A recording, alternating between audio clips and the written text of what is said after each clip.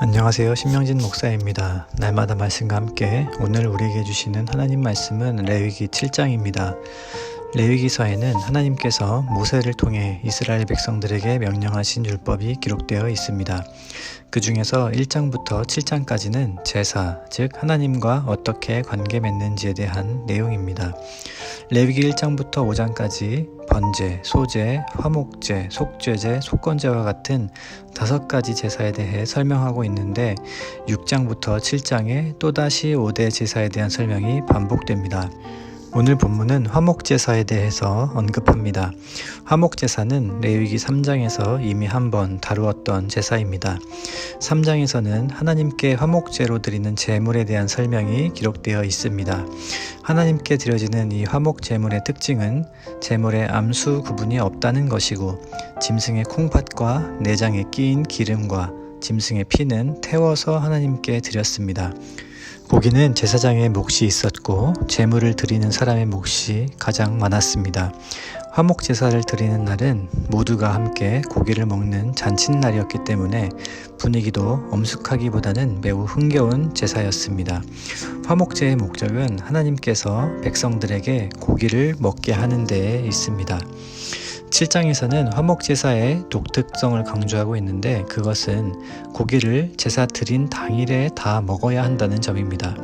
7장 15절 말씀에 감사함으로 드리는 화목제물의 고기는 드리는 그날에 먹으라고 말씀하고 있습니다. 화목제사가 무효가 되지 않고 하나님께 연락되려면 그 고기를 다 먹어야 합니다.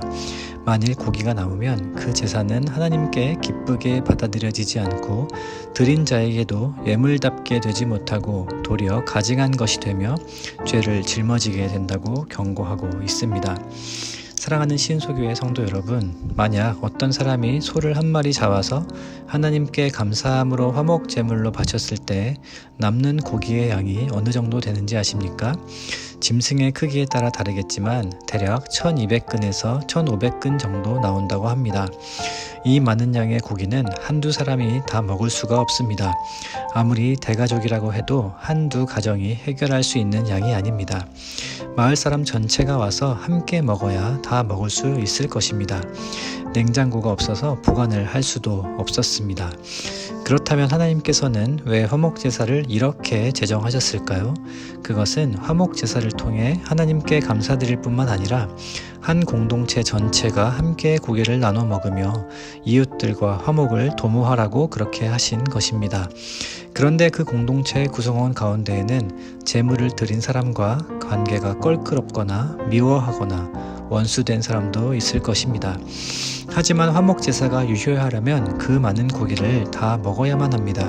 그리고 고기를 다 해결하려면 사이가 좋지 않은 이웃이나 다툰 사람들을 모두 초대해야 다 먹을 수 있게 되고 그렇게 해야 화목제사가 유효하게 되는 것입니다.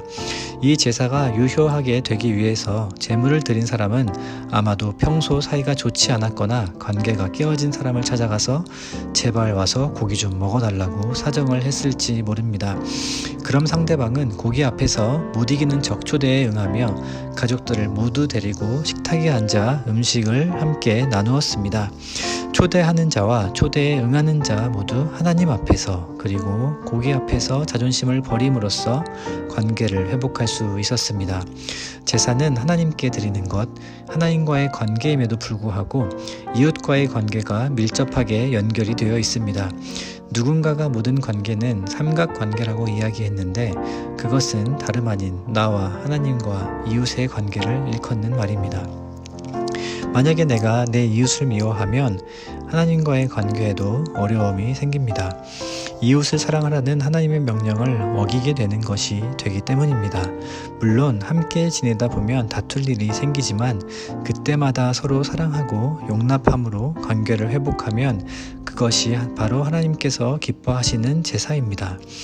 그래서 마태복음 5장 23절에서 24절은 이렇게 말씀합니다. 그러므로 예물을 제단에 드리려다가 거기서 내 형제에게 원망 들을 만한 일이 있는 것이 생각나거든 예물을 제단 앞에 두고 먼저 가서 형제와 화목하고 그 후에 와서 예물을 드리라. 이 말씀으로 보건대 하나님께서 원하시는 것은 무엇입니까? 그것은 천천의 소와 만만의 양이 아니라 서로 사랑하는 것입니다. 하나님께서는 우리가 하나님과의 관계뿐만 아니라 가족들과 주변 이웃들과 그리고 교회 성도님들이 서로 화목하게 잘 지내기를 원하십니다. 우리 구주 예수 그리스도께서 하나님과 이웃과의 화평을 위해 친히 화목제물이 되셨습니다. 이제 우리는 화목제물이 되신 예수님을 통해 하나님께 나아가고 예수님을 통해 이웃에게 화평을 전합니다.